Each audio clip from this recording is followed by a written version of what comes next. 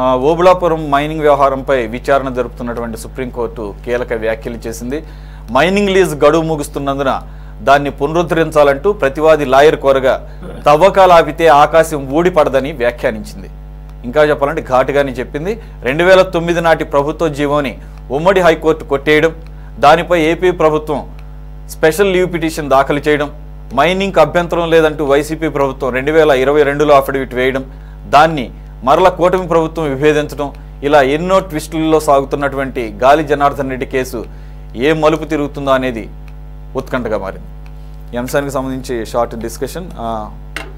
ఉపలక్ష్మి గారు, ఈ కేసు గురించి మీకు బాగా అవగాహన ఉండే ఇది ఉంది, ఎందుకంటే మీరు సీనియర్ జర్నలిస్ట్ ఉన్నారు, క్లోజ్గా అబ్జర్వ్ చేశారు కాబట్టి. ఎందుకంటే ఇది ఇప్పుడు మళ్ళీ ఛానల్ తర్వాత సర్ఫేస్ అయింది 15 సంవత్సరాల తర్వాత. అప్పట్లో బాగా వినపడేది, రోజు కూడా ఏ పేపర్ తీసినా కానీ అదే OMC, Obulapuram mining case, mining corporation, దాని కార్పొరేషన్, దానికి గాలి జనార్దన్ రెడ్డి గారు ఓవర్ నైట్లో ఏ రకంగా మల్టీ క్రోర్ లేకపోతే బిలియనీర్ అయిపోయాడు చూసాం.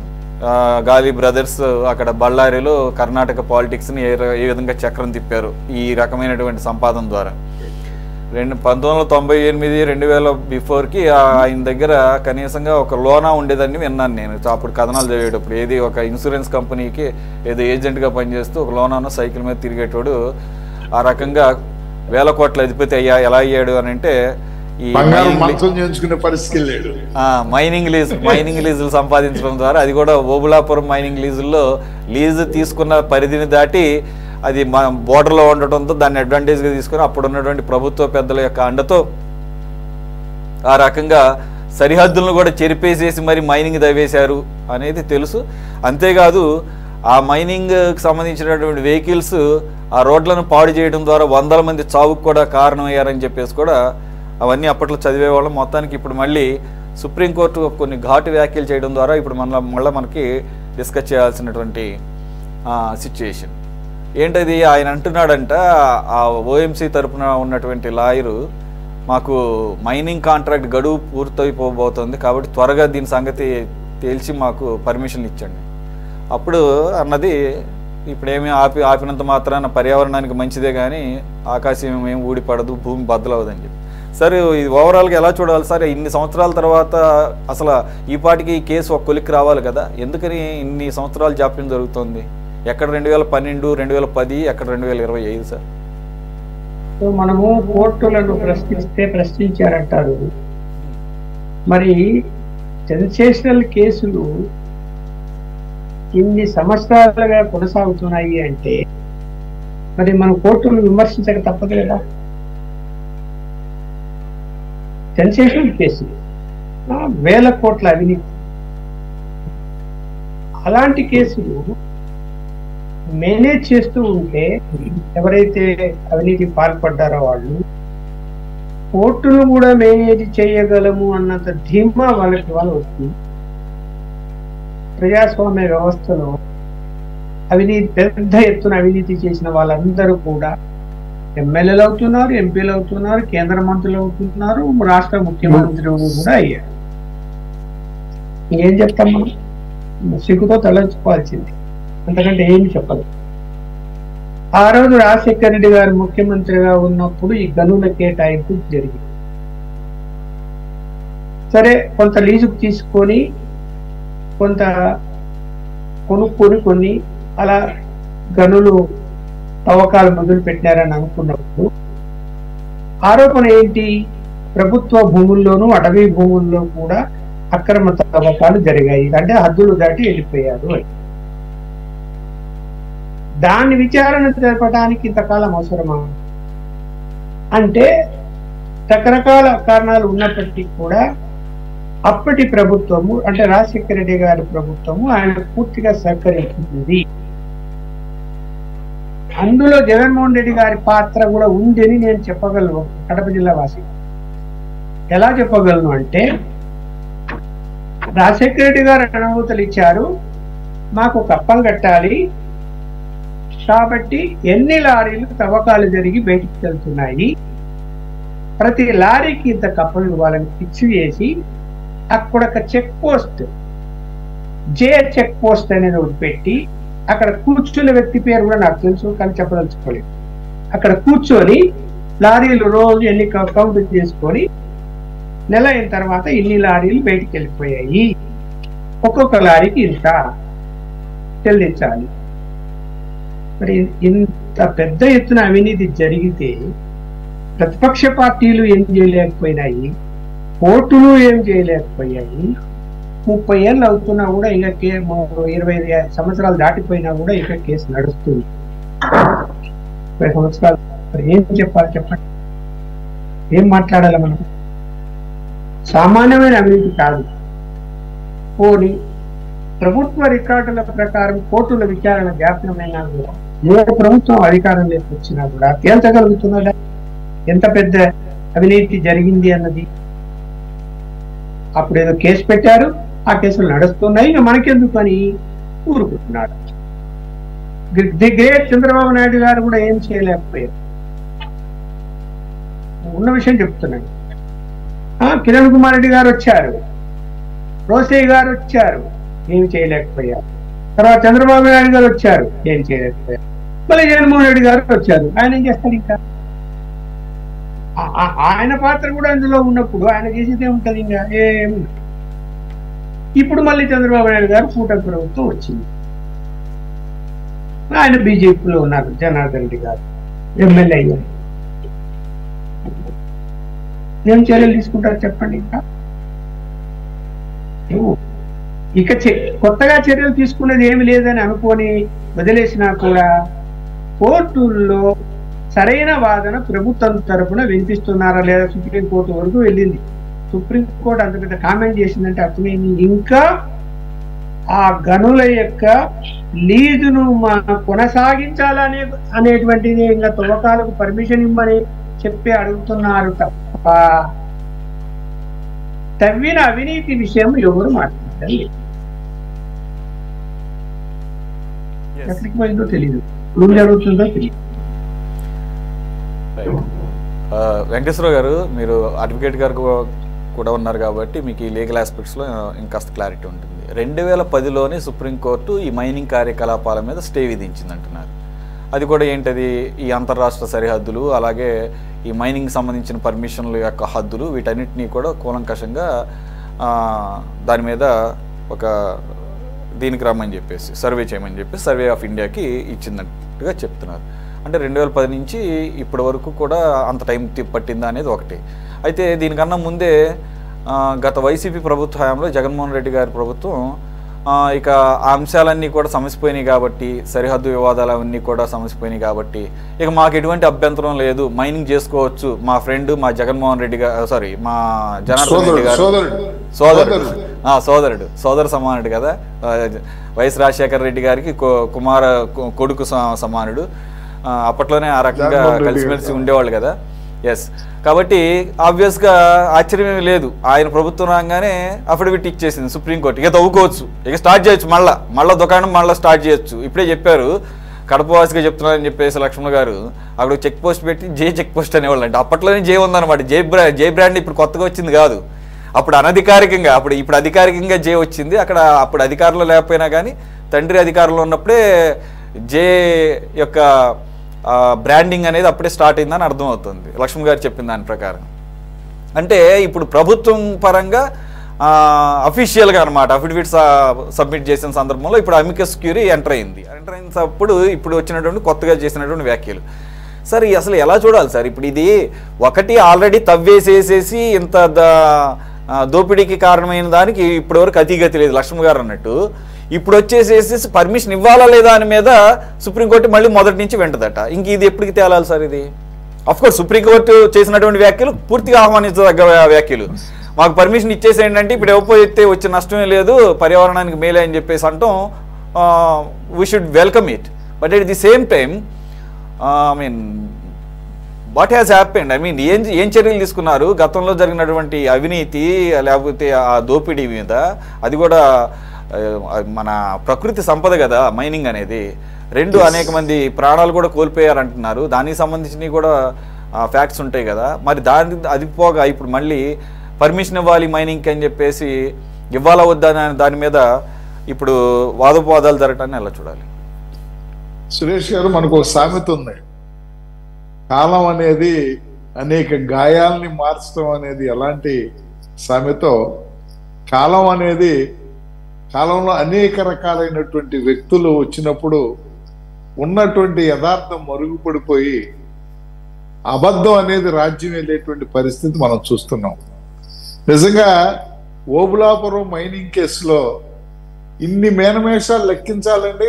ఎగ్జిక్యూటివ్ జ్యుడిషియరీని తీసేయండి, న్యాయ వ్యవస్థ ఏం చేసిందనే తర్వాత నేను మాట్లాడతా. భారతదేశ న్యాయ వ్యవస్థ అనేది అత్యున్నతమైనటువంటి న్యాయ వ్యవస్థ, అత్యంత పవిత్రమైనటువంటి న్యాయ వ్యవస్థ.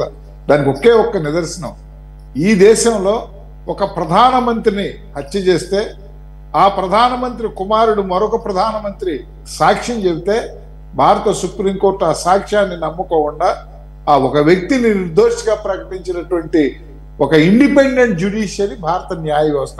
దాని మీద ఎలాంటి మనం ఆరోపణ చేయటానికి మాత్రం అది ఎంత మాత్రం సహితంగా నేను ఒప్పుకోను కూడా.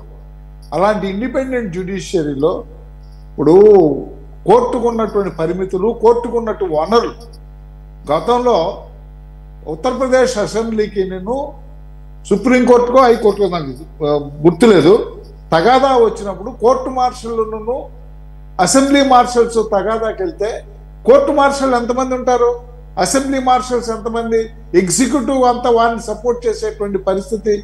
కోర్టు అనేది రాజ్యాంగం విత్ ఇన్ ది ఫ్రేమ్వర్క్ లో కార్యక్రమాలు జరుగుతున్నాయా లేదా, ఆ ఫ్రేమ్వర్క్ లో జరిగినటువంటి కార్యక్రమాలు, తప్పుడు కార్యక్రమాలను, చల్లని కార్యక్రమాలను, ఆ కార్యక్రమాలు నిషేధించాలనో ఉత్తర్వులు పాస్ చేసినప్పుడు దాన్ని అమలు జరపాల్సింది ఎగ్జిక్యూటివ్ అథారిటీ. దురదృష్టవశాత్తు ఏంటంటే మన భారతదేశంలో కమ్యూనిస్టులు అనేది మరుగున పడిపోవటం కూడా భారతదేశం యొక్క దురదృష్టం. ఎందుచేతనంటే అన్ని ప్రభుత్వాలకు, అన్ని పార్టీలు కూడా రైటిస్ట్ ఫోర్సెస్ అయిపోవటం, అంతే కేవలం ప్రజల యొక్క మెప్పును సాధించి తద్వారా ఓట్లు సంపాదించుకోవాలన్నటువంటి ఆలోచనతో ఉన్నటువంటి పరిస్థితే కానీ ఓబులాపురం మైనింగ్ కేసు అయితేనేమి, వివేకానంద రెడ్డి గారి హత్య కేసు అయితేనేమి, ఒక వ్యవస్థల యొక్క పతనాన్ని, ఒక వ్యవస్థల్ని అచేతనంగా పడి ఉండేటువంటి పరిస్థితిని కల్పించినటువంటి రాజకీయ శక్తుల్ని మనం ఇప్పుడు కూడా మర్చిపోకూడదు. ఒక్కొక్క రాజకీయ శక్తి వారి యొక్క లాభాల కోసం, వారి యొక్క స్వార్థం కోసం, వారి యొక్క అనుచర గణాన్ని రక్షించుకోవటం కోసం చేసేటువంటి పరిస్థితి. ఎందుచేతనంటే వివేకానంద రెడ్డి గారి హత్య కేసులో మన భారతదేశంలో అత్యున్నతమైనటువంటి నేర విచారణ సంస్థ సిబిఐ, ఆ సిబిఐకి సంబంధించినటువంటి ఒక ఎస్పీ గారి మీద రామ్ సింగ్ గారి మీద కడప పోలీస్ స్టేషన్ లో ఎఫ్ఐఆర్ రిజిస్టర్ చేయించినటువంటి ఘనత వహించినటువంటి ప్రజాస్వామ్య వ్యవస్థలో మనం ఉన్నామనేటువంటి విషయాన్ని మనం మర్చిపోకూడదు. అదేవిధంగా ఓబులాపురం ఓఎంసీ కేసులో గాలి జనార్దన్ రెడ్డి గారు తన బెయిల్ కోసం ఒక జ్యుడిషియల్ ఆఫీసర్ని కరప్ట్ చేస్తే ఆ జ్యుడిషియల్ ఆఫీసర్ తదనంతర పరిణామాల్లో ఏమైపోయారు అనేటువంటి పరిస్థితిని మనం చూసాం. ఇవన్నీ కూడా సినిమాల్లో చూపించినట్టు ఏంటంటే ఒక పుస్తకాల్లో ఉండేదో, మానసికంగా ఉండేదో, మనసుల్లో ఉండేదో ఒక నిర్దిష్టమైనటువంటి ఆలోచన విధానంతో ఒక మోరల్ గా మనం నడుచుకోవాలి, సంఘం అనేది పవిత్రమైంది, పవిత్ర కార్యక్రమాలు చేసుకోవాలనే ఆలోచన విధానం ఒకవైపు ఉంటే, ఏది ఏమైనప్పటికీ కూడా మేము అనుకున్నది సాధించాలి, మేము కావాల్సినటువంటి అవినీతి పంటను మేము పండించుకోవాలి, మాకు అడ్డు వచ్చిన వాళ్ళందరూ కూడా నలిపేస్తామన్నటువంటి ఆలోచనతో ఉన్నటువంటి వ్యక్తులు సమూహం ఒకవైపున ఉన్నప్పుడు ఎక్కడ మనం నీతి నిజాయితీ బతుకుతానికి మనం బతుకుద్ది అనేటువంటి ఆలోచన చేస్తామనేది ఒకసారి మనం ఆలోచించుకోవాల్సిన పరిస్థితి. ఇది కేవలం ఏంటంటే అందుచేతే భారత రాజ్యాంగం ఎప్పుడూ చెప్తాను నేను, ప్రజల చేతికే అంతిమ సావర్నిటీ ఇచ్చినటువంటి పరిస్థితుల్లో ఈ ప్రజల్ని క్షణికోద్ర అదే కులాభిమానము, మతాభిమానము, ప్రాంతీయ అభిమానము, వారి యొక్క ఎమోషన్స్ రెచ్చగొట్టి, లేదు అంటే ఇల్లీగల్ కరెక్ట్ ప్రాక్టీసెస్ ద్వారా అధికారంలోకి త్రావాలనేటువంటి తాపత్రం ఏంటంటే, వాళ్ళు జగన్మోహన్ రెడ్డి గారు చెప్తున్నాడు, మళ్ళీ నేను అధికారంలోకి వచ్చేస్తాను, ఆయన అధికారంలోకి వచ్చేటువంటి మీరు ఎవరు పని చేయదురా బాబు, నాకే పని చేయండి, నేను మళ్ళీ జైలుకి పోను, నా కేసులు పుష్కరకాలం అయింది, నన్ను ఏం చేయలేకపోయారు, ఇంకా ఏం చేయలేరు అన్నటువంటి సంకేతాలు అనేది ప్రజల్లోకి వెళ్తున్నప్పుడు ఈ ప్రభుత్వాలని ప్రభుత్వాలను మనం అనుకోవాల్సింది చెప్తే, నేను రాజకీయ పార్టీలో ఉండా, రాజకీయ పక్షంలో ఉండా, ఏ రాజకీయ పక్షంలో ఉన్నా కూడా ఖచ్చితంగా కూడా ప్రభుత్వం చేసేటువంటి పనులు చేసి రాగద్వేషాలకు అతీతంగా ఏదైతే నిర్దేశించినటువంటి ప్రమాణాలతో పనిచేస్తే ఖచ్చితంగా కూడా ఇలాంటి వాటిని అరికట్టవచ్చు. కానీ ఇలాంటి వాటిని అరికట్టేటువంటి క్రమంలో అవతల వ్యక్తులు సానుభూతి సంపాదించుకునే మరలా అధికారంలోకి వస్తే ఈ చేసినన్నిటి కూడా గంగలో కలిసిపోయినటువంటి పరిస్థితి ఉంది. ఇవన్నీ కూడా అందుచేతనే నేను చాలా క్యాజువల్ గా చెప్తుంటా, భారతదేశంలో కానీ మన భారతదేశంలో ఈ సమాజం అనేది కేవలం కోర్టులు పోలీసు వ్యవస్థ ద్వారా ఈ విధంగా లేదు. కేవలం పోలీసు వ్యవస్థ, సమాజం, కోర్టులు పర్యవేక్షణకి ఈ సమాజం ఎట్లా ఉందంటే ఓన్లీ 10% వాళ్ళ యొక్క ప్రభావం. మిగతా అంతా కూడా ఆధ్యాత్మిక భావన. ఎక్కడో నరకంలో మనం ఇక్కడ పాపం చేస్తానో, ఇక్కడ తప్పు చేస్తానో, ఎక్కడో రౌదువారి నరకాలు అనేది ఏదైతే ఉందో అలాంటి భావన ఈ తరం వరకు కూడా ఉండమంటే కొంతవరకు అవినీతి అనేది మనం కట్టడి చేయగలుగుతున్నాం. తప్పితే ఈ తరం దాటిపోయిన తర్వాత ఇది కూడా మెటిక్యులస్ అయిపోయిందంటే ఏముంది, అదేదో మనం 1 లక్ష సంపాదిద్దాం, దేవుడి ఉండిలో 10,000 వేద్దాం అనేటువంటి తత్వానికి మనం ప్రజలు వచ్చేస్తే ఎవరు కూడా వ్యవస్థని కాపాడలేని, ప్రజలు కాపాడలేని పరిస్థితి కూడా ఆల్రెడీ ఆ తత్వం వచ్చేసింది సార్. వచ్చేసింది కాబట్టి ఈ స్థాయిలో అవినీతి చేస్తున్నారు, ఆ స్థాయిలో భక్తి కూడా పెరిగిపోతుంది, ఆ స్థాయిలో దేవుడికి నజరానాలు కూడా ఆ స్థాయిలో పెరిగిపోతుంది. కానీ ఆయన కూడా భాగస్వామ్యం చేశారు, కరప్షన్ లో భాగస్వామ్యం చేసేసి ఎక్కడికక్కడ వాటాదారుని చేసేసారు. అన్ఫార్చునేట్లీ రైట్ చేయమంటే కదండి. ఆయన పెద్ద స్వామి గారికి పెద్ద కిరీటం ఇచ్చినా కూడా స్వామి గారు యాక్సెప్ట్ చేయలేదు, కానీ కిరీటం ఇవ్వటానికి ఆయన కూడా సంసిద్ధుడు అయ్యాడు కదా. చెప్తామండి, ఇది కొంచెం ఏంటంటే బాధాకరమైనటువంటి విషయం. నిజంగా ఓబులాపురం కేసు ఇన్ని సంవత్సరాలు ఉండాల్సిన అవసరం మనకు ఉన్నటువంటి గవర్నమెంట్ మెషినరీతో 1 month లో దాన్ని డిస్పోజ్ చేయొచ్చు, సరిహద్దులు నిర్ణయించవచ్చు. ఆయన ఎంత డ్యామేజ్ చేశాడో, ఎంత ప్రభుత్వ ఆస్తిని కొల్లగొట్టాడో దాన్ని నిర్ధారణ చేసి ఆయన మీద ఫైన్ ఇంపోజ్ చేయొచ్చు. దురదృష్టవశాత్తు ఈ డబ్బులు తీసుకెళ్లాడు, పార్లమెంటరీ రాజకీయాల్లో ప్రజల మీద పెట్టాడు, రాజకీయాల్లో పాల్గొన్నాడు, ఎమ్మెల్యే అయిపోయాడు, ఎంపీ అయ్యాడు. కర్ణాటక ప్రభుత్వాన్ని ఒక దశలో శాసించేటువంటి స్థితిలో నాకు ఇన్ని టికెట్లు ఇస్తే నేను ప్రభుత్వాన్ని ఏర్పాటు చేయించేటువంటి గెలుపుని సాధిస్తాననేటువంటి బేరం పెట్టినటువంటి పరిస్థితికి మనం తీసుకొచ్చిన పరిస్థితిలో మనం చూస్తే ఇప్పుడు రాజకీయ పార్టీలు కూడా ఒక నిర్దిష్ట ప్రమాణంలో కొంత వ్యక్తులు ఖండించాల్సినటువంటి పరిస్థితి ఉంది. అది లేదు, ఆయన ఖండించాడు కాబట్టి నేను దగ్గర తీసుకుంటాను. ఈ ప్రభుత్వం అది కూడా అవినీతి లేని లేకపోతే క్లీన్ పాలిటిక్స్ చేస్తారని చెప్పుకునేటటువంటి బీజేపీలో ఆయన చేరడం, ఆయన ఏ రకంగా పార్టీల పేరు కూటమిలో సభ్యులు పార్టీల పేరు అదే అక్కడ కనపడుతుంది. అది పబ్లిక్ గా తెలిసిందే కదా, అది కనపడుతున్నదే కదా. రైట్.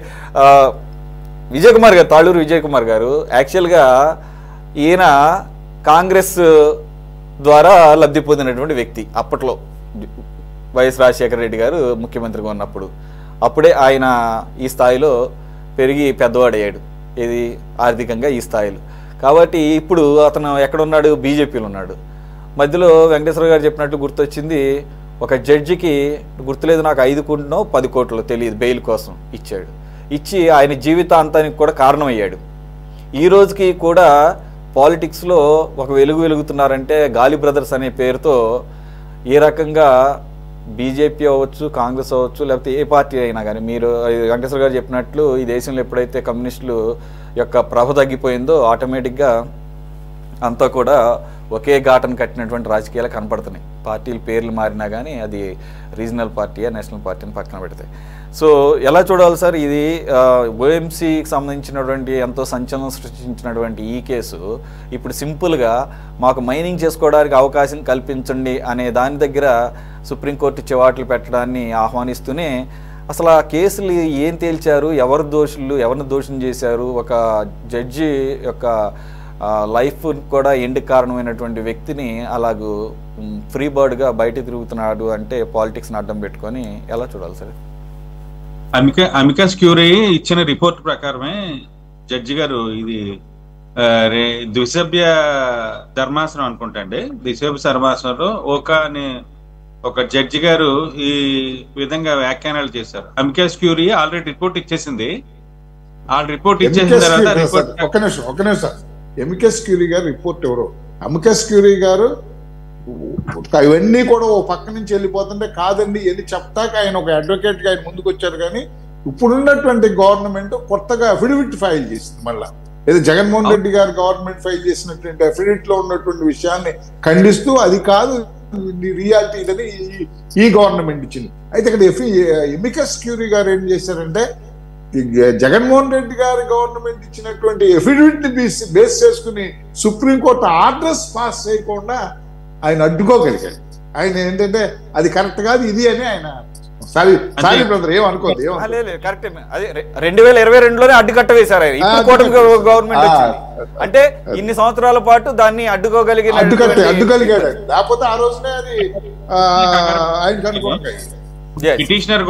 పిటిషనర్ కూడా చాకచక్యంగా నా ఎంఎల్ అయిపోతుంది, నా మైనింగ్ లైసెన్స్ అయిపోతుంది అని చెప్పాడంటే ఆల్రెడీ కోర్టు దృష్టికి తీసుకెళ్లాడు మీరు ఎక్స్టెండ్ చేయండి అని.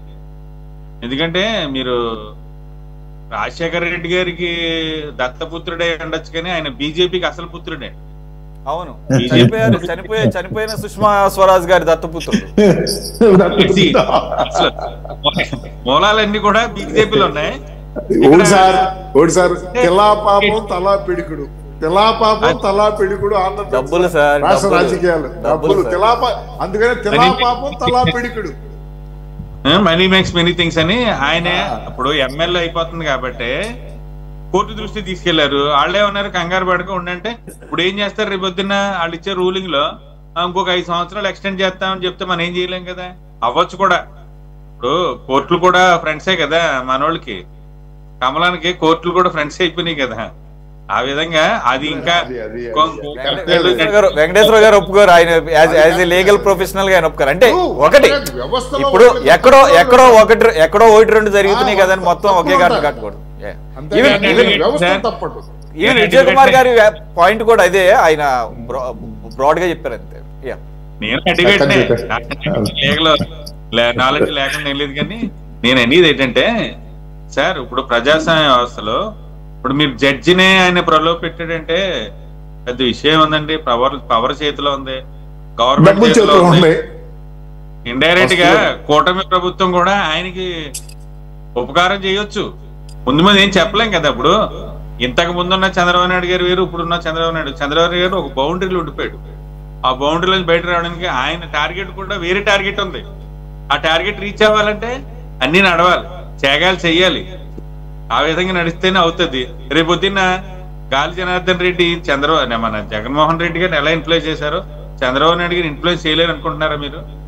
అదంతా మన ఆశావాదులం కాబట్టి, ప్రజాస్వామ్యవాదులం కాబట్టి.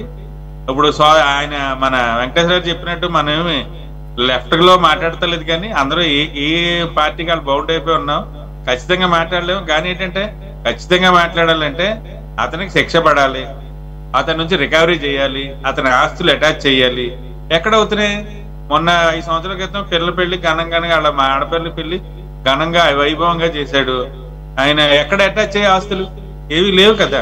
ఇప్పుడు ఇంకా ఏమన్నా ఉంటే కర్ణాటక ఆంధ్ర బోర్డర్ చెప్పి ఆయన ఇప్పుడు సరిహద్దులు చెరిపేయాలి, మన అందరూ కూడా కలిసి ఉండాలి సోదరభావం అంటే ఆయన మైనింగ్ ద్వారా సరిహద్దులు చెరిపేస్తున్నాడు. ఏమండి? ఆ విధంగా ఇప్పుడు ప్రజలకు చెందవలసిన ఆ దేశ సంపద వ్యక్తుల చేతుల్లోకి వెళ్ళిపోతుంటే ఇంక వ్యవస్థ ఎప్పుడు బాగుపడుతుంది? ఆ విధంగా కాకుండా త్వరగా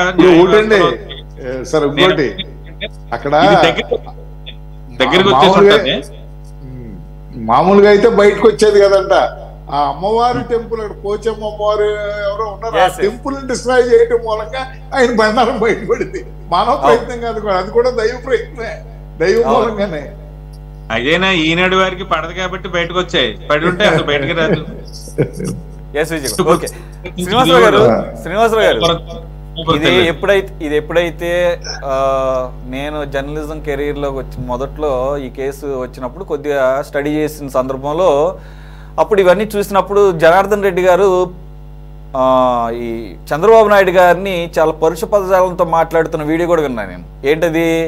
కర్ణాటకలో నేను బెంగళూరులో ఉంటున్నాను, నువ్వు హైదరాబాద్లో ఉన్న నా ఇంటి మీదకి రాళ్ళు వేస్తే సంథింగ్ ఏదో దాడి చేయించాడని చెప్పేసి ఆయన్ని ఎట్లా తిట్టాడంటే అలా తిట్టాడు. ఇప్పుడు వైసీపీలో వాళ్ళు ఎలా తిడుతున్నారో అప్పుడే స్టార్ట్ చేశాడు ఆయన.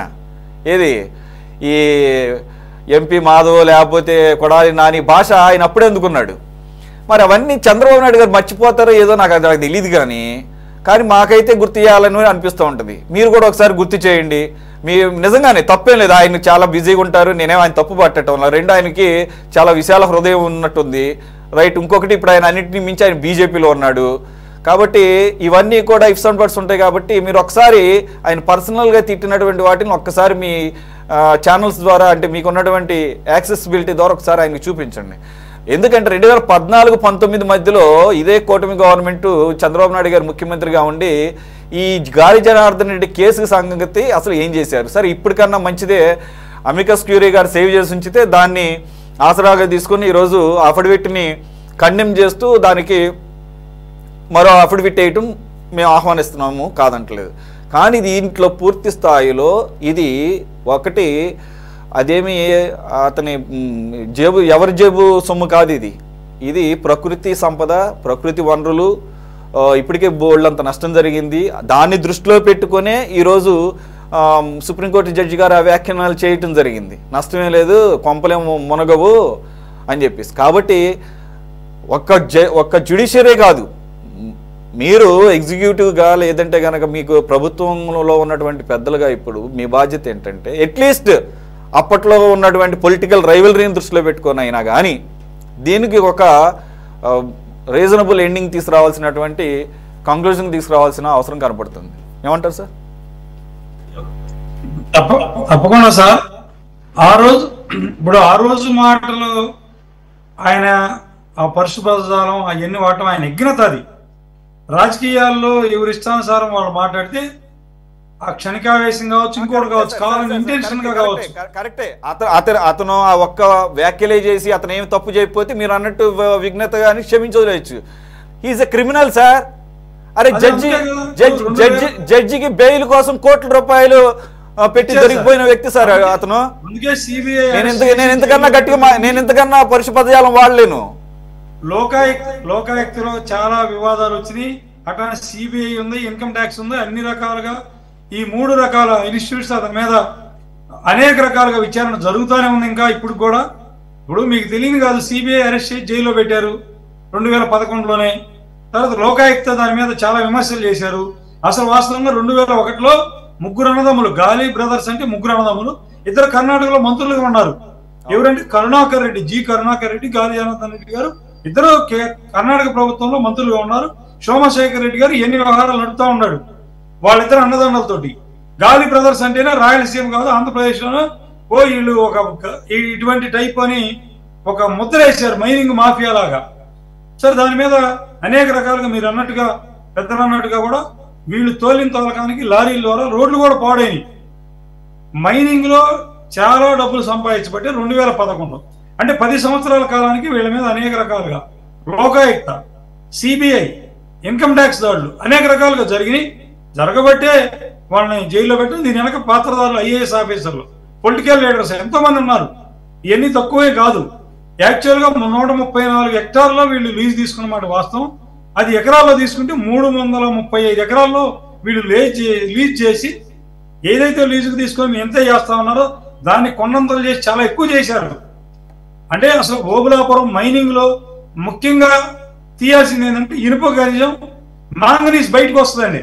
వాటి ద్వారా విపరీతమైనటువంటి ఆదాయం చేకూర్చుకొని ఇప్పుడు వీళ్ళు సుప్రీంకోర్టు ముట్టికాయలు వేసి ఏంది తొందర అంటే ఆలోచనలు చేశారు. కానీ వాస్తవంగా మాట్లాడుకుందాం, ఏ వ్యక్తి అయినా లీజులు ఉంటే మా లీజులు పొడిగించండి ఒక పిటిషన్ వేసి వదిలేయటం వేరు, అది కోర్టు తీసుకుంటే నిర్ణయం.